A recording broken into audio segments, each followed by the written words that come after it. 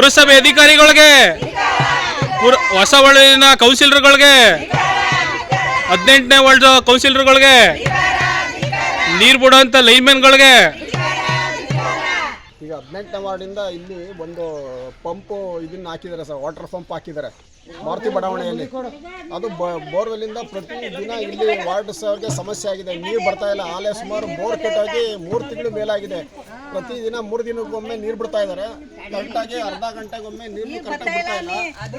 ಎಲ್ಲ ಇಲ್ಲಿ ವಾರ್ಡ್ಗೆ ಸಮಸ್ಯೆ ಇಲ್ಲಿ ಕಮ್ಮಿ ಅಂದರೆ ಒಂದು 18ನೇ ವಾರ್ಡ್ನ ಎಲ್ಲ ಸದಸ್ಯರು ನೀರಿಗೆ ತುಂಬ ತೊಂದರೆ ಆಗಿದೆ. ದಯಮಾಡಿ ಪುರಸಭೆಯ ಮುಖ್ಯ ಅಧಿಕಾರಿಗಳು ಮತ್ತು ಅಧ್ಯಕ್ಷರುಗಳು ದಯಮಾಡಿ ಕೌನ್ಸಿಲರ್ಗಳು ದಯಮಾಡಿ ಇದಕ್ಕೆ ನೀರನ್ನು ಪ್ರತಿದಿನ ನೀರು ಬಿಡೋಕ್ಕೆ ವ್ಯವಸ್ಥೆ ಮಾಡ್ಕೊಡ್ಬೇಕು ಅಂತ ನಾವು ಎಲ್ಲ ಕೌನ್ಸಿಲರ್ ಪರವಾಗಿ ನಮ್ಮ ಗ್ರಾಮಸ್ಥರ ಪರವಾಗಿ ಕೋರ್ಕೊತೀವಿ.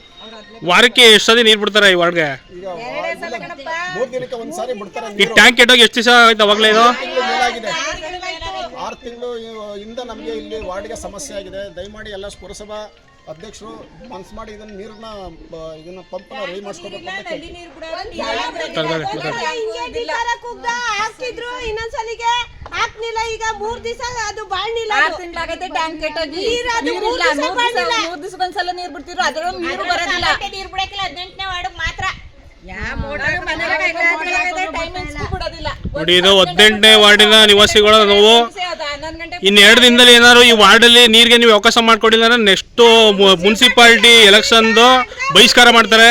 ಈ ವಾರ್ಡ್ಗೆ ಯಾವ ಕೌನ್ಸಿಲರ್ಗಳು ನೆಕ್ಸ್ಟ್ ಚುನಾವಣೆಗೆ ಯಾರನ್ನೂ ಬರೋಕ್ಕೆ ಅವಕಾಶ ಮಾಡ್ಕೊಡಕ್ಕಿಲ್ಲ ಅಂತ ಈ ವಾರ್ಡಿನ ಎಲ್ಲ ನಿವಾಸಿಗಳು ನೋಡಿ ಈ ಥರ ಇದು ಮಾಡ್ತಾ ಇದ್ದಾರೆ.